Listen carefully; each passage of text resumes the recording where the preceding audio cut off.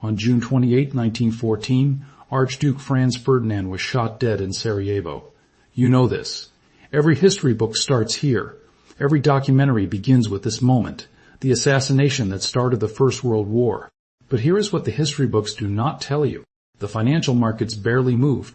The London Stock Exchange registered a slight uptick in uncertainty. Vienna's markets opened normally the following Monday. The price of government bonds across Europe showed no significant movement. The world's financial system, which by 1914 was the most interconnected it had ever been, looked at the assassination of the heir to the Austro-Hungarian throne and concluded, this changes nothing. The financial markets were wrong, but in fact they were wrong in the most revealing way possible. They were wrong, not because they failed to see a war coming. They were wrong because they did not yet understand what was about to happen to them. Because 25 days after Franz Ferdinand was shot, a single diplomatic document triggered the most severe global financial crisis in recorded history. Before a single major battle had been fought, before a single declaration of war had been signed, before the machine guns opened up on the Western Front, 50 stock exchanges closed simultaneously across the world. The London Stock Exchange, the center of the global financial system, closed for 5 months. The New York Stock Exchange closed for 4 months. Banks called in loans. Governments scrambled for gold. Credit markets that had taken decades to build froze in 72 hours. And the document that triggered all of this was not a declaration of war. It was a diplomatic ultimatum from Austria-Hungary to Serbia, delivered on the evening of July 23, 1914. The guns came later. The financial collapse came first. This video is about the financial architecture that made World War I not just possible, but impossible to stop once it started. Not the assassination, not the alliance system, not the arms race. The money changed everything. Because in 1910, the world's most widely read economic thinker published a book arguing that war between the major powers was financially impossible. He sold 1 million copies. He was translated into 25 languages. Governments read him. Military planners read him. He was, in almost every particular, correct. And 4 years later, the war happened anyway. Stay with us, because by the end of this video, the First World War will never look the same to you again. Before we follow the money, this channel traces the financial mechanisms behind the events you thought you understood. If that is the history you want, subscribe before we go further. The documents in this story have been available for a century. Almost nobody has read them together. In 1910, a British journalist named Norman Angell published a book called The Great Illusion. Its central argument was simple and appeared, at the time, to be irrefutable. The economies of the major European powers had become so financially interconnected that war between them was no longer rational. Not impossible. Angell never claimed war was impossible, but financially suicidal for any nation that attempted it, including the winner. Because the wealth of modern nations no longer resided in territory or gold reserves that could be seized by a conquering army. It resided in credit, in the web of loans, bonds, trade relationships, and financial obligations that connected every major economy to every other. Destroy that web through war, and you destroyed the very thing you were fighting to possess. The book sold over 1 million copies. It was translated into 25 languages. Angell was read by politicians, military planners, and central bankers across Europe. In 1933, he would win the Nobel Peace Prize for the argument he made in 1910. But in fact, Angell had identified something even more dangerous than he realized. He was right that the financial system made war irrational. But what he did not calculate was what would happen to that interconnected financial system the moment war became merely probable. Not actual, not declared, but merely possible. The answer was that it would collapse, instantaneously and globally, because the financial system he described, built on credit, on confidence, on the assumption that obligations would be honored, had a structural vulnerability that no one had fully mapped. It ran on trust. And trust in financial markets is not lost gradually. It is lost in hours. The same interconnection that made war financially irrational made the financial system exquisitely sensitive to the threat of war. Every bank that had lent money to a foreign government needed to know that government would survive to repay. Every investor who held foreign bonds needed to know the country that issued them would still exist. Every trade relationship depended on the assumption that the ships carrying goods would not be sunk and the ports receiving them would not be blockaded. The moment those assumptions became uncertain, not false, merely uncertain, the financial system did not pause and recalibrate. It panicked. And the panic of an interconnected global financial system in 1914 was something the world had never seen before and has barely understood since. To understand what happened in July 1914, you first have to understand what the international gold standard actually was, and what it demanded of every government that operated within it. By 1914, every major economy pegged its currency to gold at a fixed rate. The British pound could be exchanged for a fixed weight of gold on demand. So could the German mark, the French franc, the Austrian crown, and the American dollar. This system had operated for decades and had created the most stable international monetary environment in modern history. Trade flowed. Capital moved freely across borders. Interest rates converged. The system appeared, to almost everyone who studied it, to be the financial foundation of permanent peace.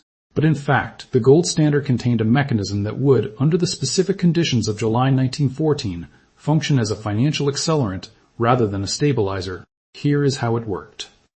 Every central bank was required to maintain gold reserves sufficient to back its currency at the fixed peg. This was not optional. It was the legal obligation that gave the currency its value. If a central bank's gold reserves fell below the required level, it had two choices. It could raise interest rates to attract gold back, or it could restrict lending to reduce the demand for gold. Both options were contractionary. Both options removed money from the economy at the precise moment the economy needed it. Now consider what happens when war becomes probable. Every government that might be involved in a war needs to finance that war. To finance a war, you need gold, because gold is what pays for imports of raw materials, for weapons manufactured abroad, for the foreign currency you need to buy things your domestic economy cannot produce. So the moment war becomes probable, every government begins hoarding gold. Every central bank begins calling in foreign loans to bring gold home. Every private investor who holds foreign assets begins selling them and converting the proceeds to gold. Because gold is the only asset that will hold its value if your country goes to war, your bonds are repudiated, or the financial system collapses. The result is a simultaneous scramble for gold by every participant in the system. A scramble that is individually rational for each participant and collectively catastrophic for all of them. Because when everyone tries to convert everything to gold at the same time, the financial system that depends on credit and confidence seizes completely. This is not a theoretical mechanism. It is what happened in July 1914, documented in the trading records of every major exchange on Earth. And it began not when the war started, but when the war became likely. The specific numbers from July 1914 make the mechanism visible. In the 4 days between Austria's ultimatum on July 23 and the closure of the Vienna exchange on July 26, the Bank of England's gold reserves fell by £15 million, roughly 1/5 of its total holdings, as foreign creditors called in their London deposits and converted them to gold. The bank raised its lending rate from 3% to 4% on July 30 and then to 8% on July 31 and then to 10% the same afternoon. In 48 hours, it had more than tripled its rate, not because of any change in domestic economic conditions, but because it was attempting to stem a gold outflow that the gold standard's own rules had made inevitable the moment war became likely. Every central bank in Europe was doing the same thing simultaneously. Every one of them was raising rates to attract gold home. Every one of them was calling in foreign loans. And every one of those actions was individually rational, the correct response for each central bank given the gold standard's requirements, and collectively catastrophic, because the simultaneous withdrawal of credit by every major financial institution in the world in the same 72 hours was the definition of a global financial cardiac arrest. On June 28, 1914, Franz Ferdinand was shot. The markets barely moved. There had been Balkan crises in 1912 and 1913, both of which had been resolved diplomatically. The financial system assigned a low probability to this one escalating differently. For 25 days, European markets traded normally. Then, on the evening of July 23, Austria-Hungary delivered its ultimatum to Serbia. The document contained 10 demands, several of which were designed to be unacceptable, because Austria-Hungary had already decided on military action and needed Serbia's rejection as its justification. Financial markets understood the ultimatum immediately for what it was. This was not a diplomatic protest. This was a pretext for war. And between July 23 and July 27, 4 days, the financial system responded. Banks in London began calling in their loans. Not British loans. All loans, including loans to foreign counterparties, because every foreign debtor was now a potential enemy. The discount houses that financed the city's bill market found their funding withdrawn overnight. The bill market, the short-term credit mechanism that financed the majority of global trade, froze.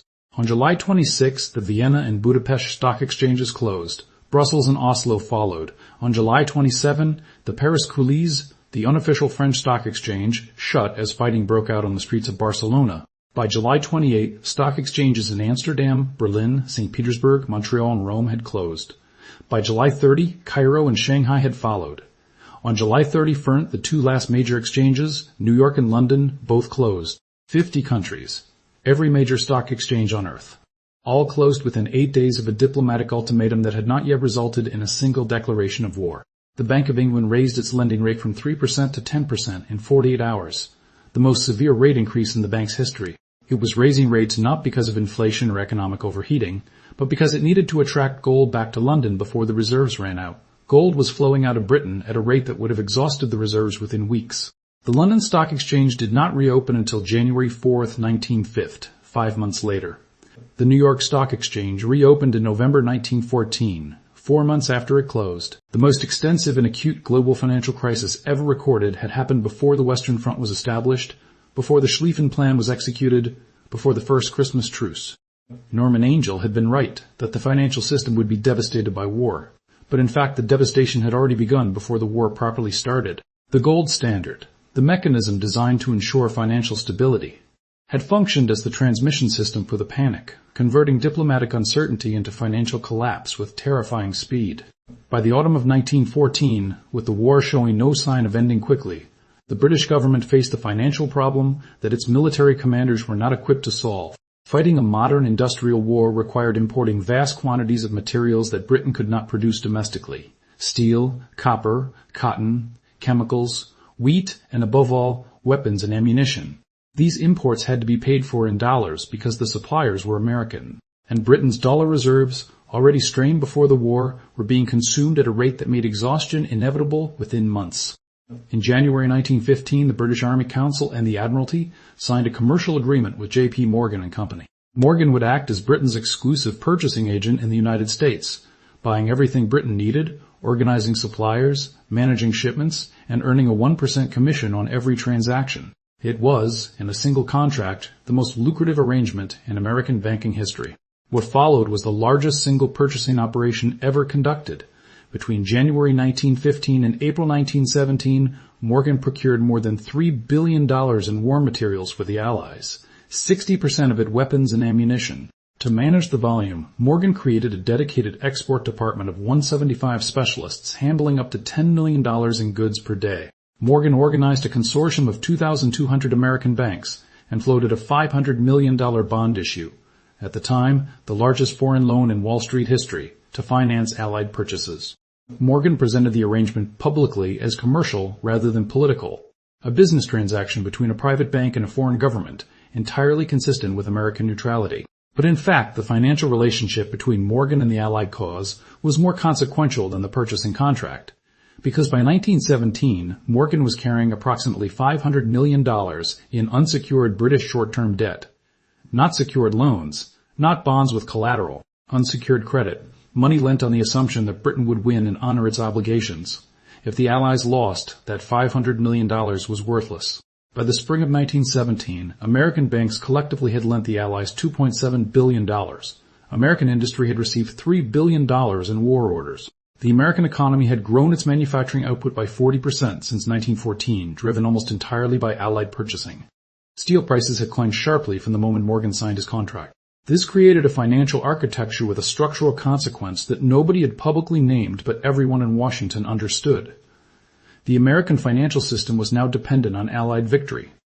Not morally dependent, financially dependent, in the specific sense that an Allied defeat would trigger defaults on billions of dollars of loans, the collapse of war order revenues that had transformed American industry, and a financial crisis whose scale would dwarf what had happened in July 1914.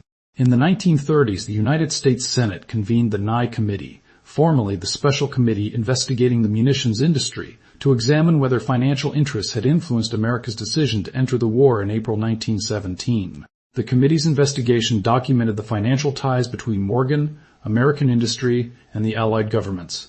Its conclusions were contested, but the underlying financial arithmetic was not. By spring 1917, American neutrality had become financially untenable. The question was not whether America's financial system had a stake in the outcome. It did, $2.7 billion of one. The question was whether that stake influenced the decision to declare war. Norman Angell had argued that the financial system would make war irrational, but in fact it produced something he had not anticipated, a war that became increasingly impossible to stop precisely because of the financial architecture built around it. Here's the mechanism. Once a government begins financing a war through loans, through bonds issued to domestic and foreign investors, through credit extended by private banks. It creates a constituency with a direct financial interest in the war continuing until victory. Because if the war ends in defeat or negotiated settlement, the bonds are at risk of default, the loans may not be repaid, and the financial institutions that extended credit take losses that could trigger cascading failures. In Britain, by 1916, the national debt had risen from $650 million before the war to over $2.1 billion. The interest payments alone were consuming a significant fraction of government revenue. A negotiated peace at that point would have meant repudiating or renegotiating that debt, which would have destroyed the creditworthiness that Britain needed for every future financial operation. The financial system that had been used to finance the war had made ending the war without victory economically catastrophic for the governments that were fighting it. In Germany, the same logic applied in reverse. Germany had financed its war effort through domestic war bonds, sold to German citizens on the promise that the victorious Reich would impose indemnities on the defeated Allies sufficient to repay everything. A German defeat did not just mean military surrender. It meant the war bonds held by millions of German households became worthless. The financial architecture of the German war effort had made defeat economically annihilating for ordinary Germans, which is precisely why the Versailles indemnities landed on a population already financially destroyed by its own government's war financing. And in America, the financial stake Morgan and the banking system had acquired in Allied victory meant that the United States could not simply watch the Allies lose. Not because of sentiment or ideology, because of the arithmetic of $2.7 billion in loans that required Allied victory to be repaid. The financial system that Norman Angell had described as the guarantor of peace had instead become the mechanism that made the war impossible to stop. Every loan, every bond, every war order had added another strand to the web that bound each participant to fighting until one side could no longer continue. But in fact, Angell's miscalculation went deeper than simply failing to anticipate the panic mechanism. He had assumed that the financial system would function as a rational restraint on governments, that leaders who understood the economic consequences of war would choose not to start one. What he had not accounted for was that once a war was financed through debt, the governments prosecuting it lost the ability to make a rational financial calculation about when to stop, because the financial cost of accepting defeat and the debt restructuring that defeat would require had been made, by the architecture of war financing itself, more immediately catastrophic than the financial cost of continuing. This is why the war lasted 4 years rather than the months most financial analysts predicted in 1914. Not because the military situation demanded it, there were multiple moments when a negotiated settlement was possible, but because the financial architecture of war bonds, foreign loans, and domestic creditor constituencies had made negotiated settlement economically impossible for any government that attempted it. The financial system did not just fail to prevent the war, it actively prevented the peace. Tally what the financial architecture of World War II produced. The gold standard, designed to create monetary stability, functioned as the transmission mechanism for panic, converting diplomatic uncertainty into global financial crisis in 72 hours. 50 stock exchanges closed before the war had properly started. The most severe global financial crisis in recorded history preceded the most severe military conflict in recorded history, and nobody in the history books connects them. J.P. Morgan's purchasing contract. January 1915, 1% commission, $3 billion in war materials, created the financial stake that made American neutrality untenable. By spring 1917, $2.7 billion in Allied loans sat on American bank balance sheets. The Nye Committee documented what the arithmetic already proved. The American financial system needed the Allies to win. The war bond programs in Britain, Germany, France, Russia, and eventually America created domestic constituencies with direct financial interests in their own government's victory. Millions of ordinary households had lent their savings to governments that promised repayment conditional on winning. The financial architecture made defeat economically annihilating not just for governments but for the people who had trusted those governments with their money. And the interconnected financial system that Norman Angell had described as the structural guarantee of peace turned out to be something else entirely. It was the most efficient panic transmission mechanism ever built. The moment war became probable, not actual, not declared, merely probable. It converted that probability into global financial collapse at a speed no military operation could match. Franz Ferdinand pulled a trigger on June 28. The markets did not care. Austria-Hungary delivered an ultimatum on July 23rd. 50 stock exchanges closed in 8 days. The guns came later. The financial system failed first. Norman Angell had been right. War was financially irrational. But in fact, the financial system did not prevent the war. It made the war impossible to escape once the first loans were signed, the first bonds were issued, and the first purchasing contracts were inked in January 1915 on the letterhead of J.P. Morgan & Company. 20 million people died. The financial architecture that was supposed to make their deaths impossible helped ensure that once the dying started, it could not stop until one side had nothing left to spend. If this is the version of history that matters to you, the one written in stock exchange closure records, central bank gold flows, and Morgan's purchasing contracts instead of the one in the textbooks, subscribe, because every video on this channel follows the money the same way. The documents are usually there. We will keep reading them together.